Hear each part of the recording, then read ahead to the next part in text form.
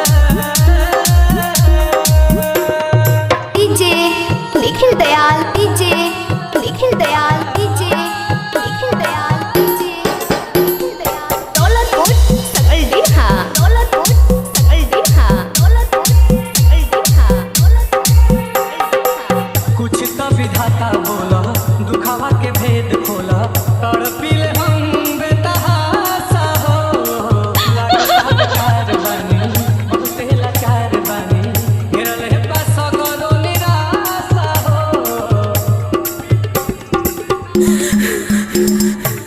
कुछ तो विधाता बोला दुखावा के भेद खोला तड़पिले हम बेतहासा हो लगता बेकार बानी लाचार बानी घेरले बसा करो निराशा हो। अब हो जा में हर वकीले भगवान मिला गगन से नहीं डाले लाचार अच्छा छनता वकीले